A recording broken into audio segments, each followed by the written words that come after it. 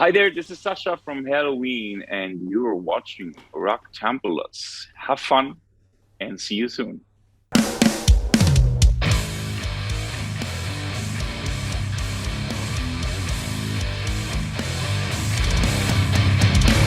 We would like to start talking about the new album that we truly loved, Helloween.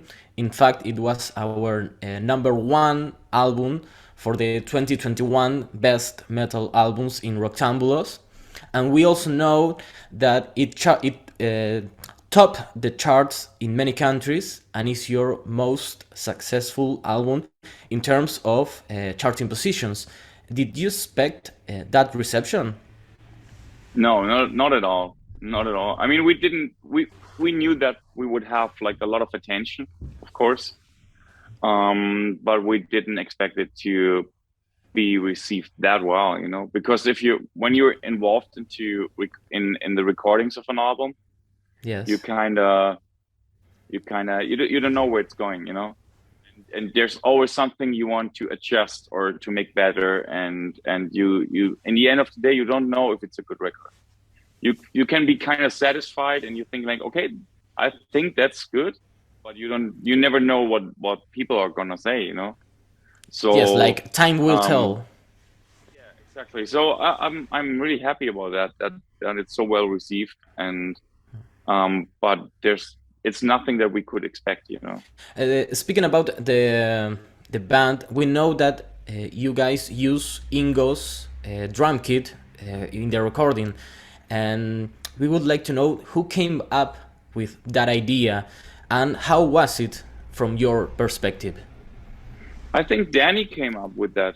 Danny was always really, really humble about Ingo's playing, and so when we did the Pumpkins United tour, he decided to make this drum battle with old recordings of Ingo's, So Ingo would be on the screen and play drums, and Danny would battle with him, and so just having it as an appreciation act, like to we've been like, you can't do this tour like a reunion tour without having Ingo on stage somehow, so Yes. I think that's how it came up, and so I'm glad that Danny was recording on it. It's a pretty amazing idea.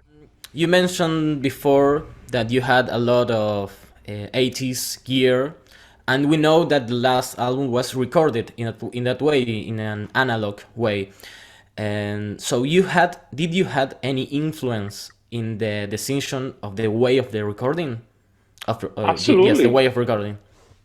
Yeah, absolutely. I mean, we've had a production meeting with Charlie Bauerfeind a long time before we even started, and we wanted to go into that direction, So of I think this time there was the most freedom than ever, when it came, for instance, for guitar recordings and stuff. And then, Charlie was very open to whatever I came up with, or the other guys came up with, So so since I'm an 80s kid, I'm collecting like vintage synthesizers, vintage reverbs and effects for guitar and stuff like that. So and I wanted to have that on the record, like you have this 80s drum kit and tape machines and analog mixing desks and stuff, and I didn't want to go in a modern direction, I wanted to have the magic and the vibe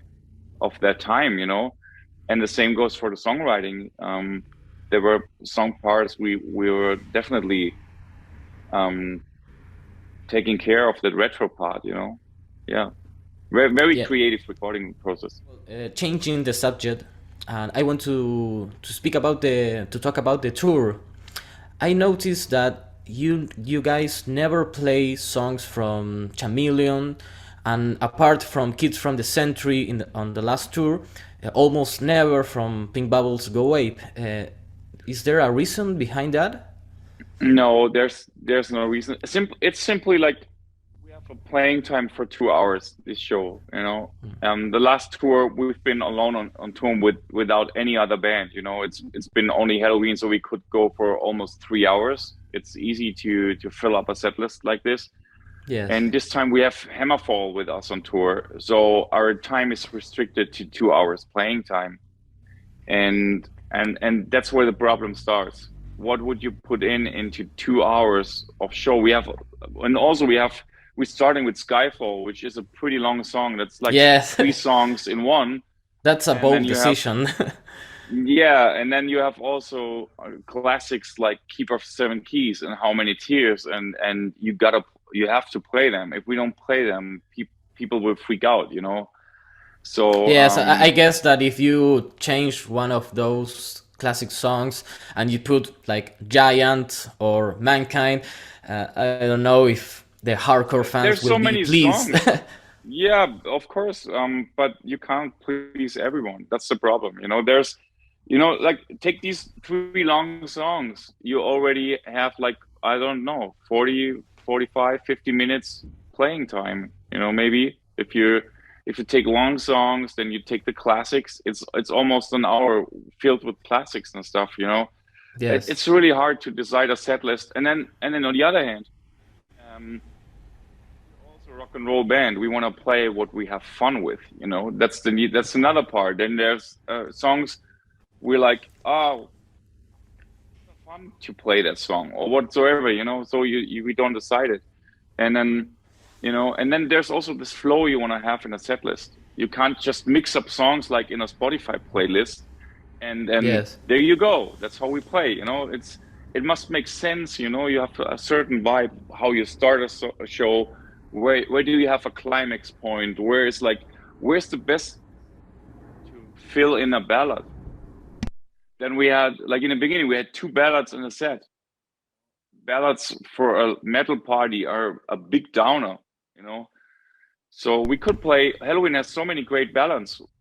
You also could say, why wouldn't you play 4 or 5 ballads? You have so many great ballads, But we can't Yes. do that because if we had a playing time for 5 hours, we could fill up every decade with a lot of songs, So it's always a hard decision. There's always a lot of discussion about set lists.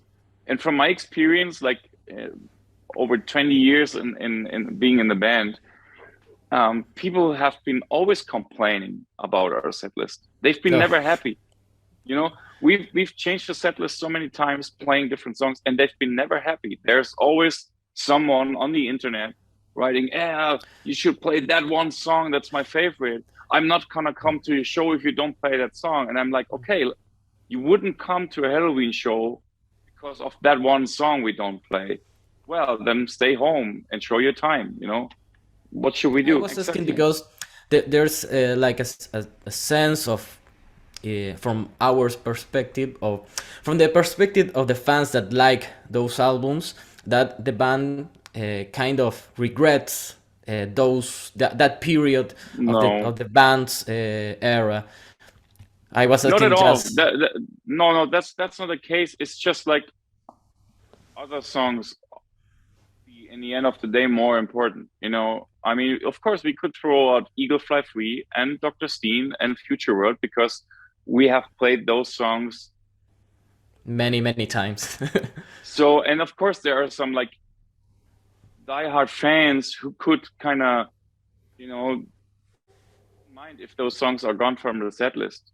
It would be pretty dumb not playing those killer songs. It doesn't make sense. They're great songs, and I understand that a few people, and let's be clear, it's the minority of fans. Yes, yes, When we I do play understand. when we play in a arena with like 5,000 to 8,000 people, and they're freaking out, that shows me that our set list is fucking great. And of course, there will be a minority of diehard fans who know every album and every song, and they would love to hear like so classic songs. I understand that totally from a fan's perspective, Yes. but it's almost impossible to do that, Yeah, you need to unless give a Yeah, balance we to set we list. need to keep the balance, and also we want to have like a killer show, you know. And it doesn't make sense having like 50 or 100 people freaking out because of one song and the rest of the audience is silent, you know. It doesn't make sense, you know. So, you know, it's a tough thing, and unless the band decides, hey, what about this one song? Wouldn't it be fun to play? And we had it in the past, you know. We had songs that were not so popular, and we did play them, you know, because we've been um eager to play them, you know. So that happens from time to time. We had non-popular songs in the set list before, but there you go. That's the effect we have. Like for instance, right now we're playing Angels, which is Yes. probably not like the most metal party song ever, or like a song you have to lean back and enjoy. It's a different vibe. And then you could go like, wow, that song doesn't seem to be very successful because people aren't freaking out, having their tongue out and jumping and stuff like that. Yeah, but it's a great song for the set list because it's a different vibe, you know. It's something you can enjoy. There are more popular songs we could play, you know. It's But just it's a cool that matter of you give them a try at least. no, absolutely. And in the end of the day, we're artists. We need to have fun with what we play. It's not like we're not a McDonald's menu where people can Yeah. order burgers, you know. It's like, oh, I want to have this burger and that burger and a few fries. And if you don't have them, I go to another place and buy my fries there. You know, that's not how it works. It's in the end of the day, it's art.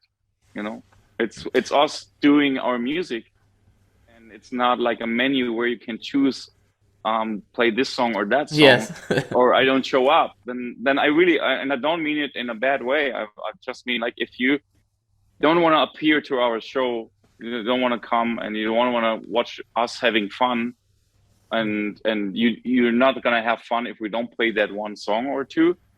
Stay home. Before you were mentioning that you are 7 members, but have you ever considered inviting other fellow past members such as Roland Grappo or Uli Kusch, but not as official members for as guests in the shows? Because it would be a real No, treat for fans.